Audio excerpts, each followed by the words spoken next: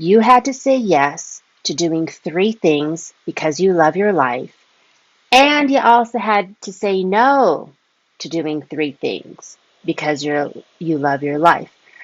It doesn't always feel good to love your life. This week, Chris had to say no to hanging out with this girl because it was the 15th time she had stolen his wallet. Now, the first 14 times didn't really click for him. It was the 15th time when he started to love his life. So let's do the math. When Chris is not loving his life, he surrounds himself with people who love that he doesn't love his life. I mean, look at how stoked this girl is. I mean, in her mind, a man who doesn't love his life doesn't love his wallet. On the other hand, when Chris does love his life, he surrounds himself with people, totally different people. Like I take him to wheatgrass communes where we eat nothing but sprouts and do kidney cleanses for 4 days. Look at us here, we're working out with his buddies. Now he's usually starving, in pain, and complaining the entire time. But that's how it feels to love his life. Now, in this situation, we're not doing peaches and cream love. We're doing tough love. We're doing pull yourself through the mud, manly love. The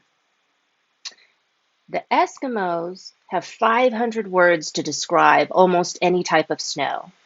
And the Hawaiians have many ways to describe the surf.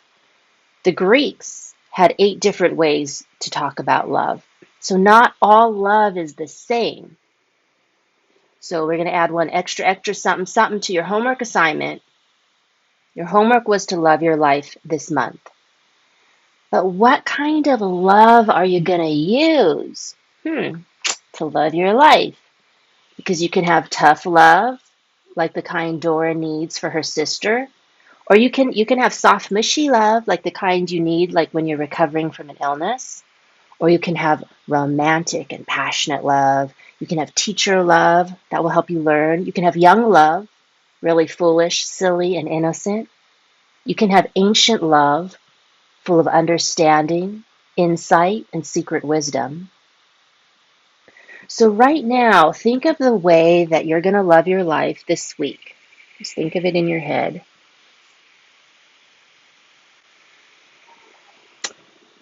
Okay, so now what type of love do you need to use to get that done? Like, so for example, I want to be inspired this week, so I'm going to go walk in a redwood forest.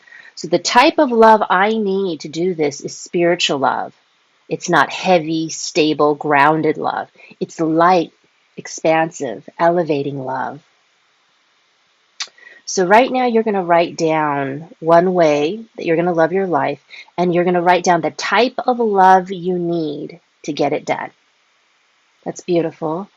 And what we're doing is we're sort of practicing and showing each other the different forms of love. Now, in martial arts, you practice different forms. Like in Kung Fu, you practice the monkey form, the praying mantis form, the crouching tiger form.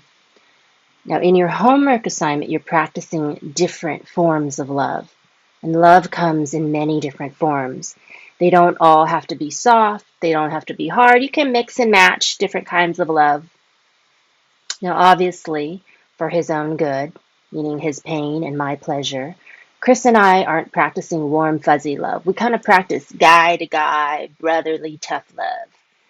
And when we do that, he's surrounded by people who love that he loves his life. And that girl doesn't have his wallet. I do. I have his wallet. And I'm spending it on things that make his body a better body, his mind a better mind, his heart a better heart, and his spirit a better spirit. Remember that verse in the Quran that we learned? But perhaps you hate a thing, and it is good for you. And perhaps you love a thing, and it is bad for you. And God knows while you know not. Loving your life isn't supposed to make you feel good at first. I mean, there's definitely a delayed effect, but it does make your life good. And when your life is good, you will in a short while love your good life. We love things that are bad for us because they make us feel good at first, but they make our lives bad. When your life is bad, you will in a short while hate your bad life.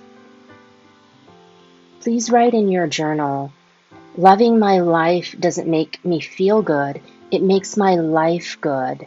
And when my life is good, I love my life. Loving your life is not supposed to be easy. Sometimes it is. Many times it's not. I talked about her last week, but Cher from our church prayed for her to get a job, so she got 2 job offers. And she texted me this week. She says she's been on a roller coaster of emotions regarding taking one of the job offers because she thought she could just close her eyes, accept the job offer, done. Nope, not so fast.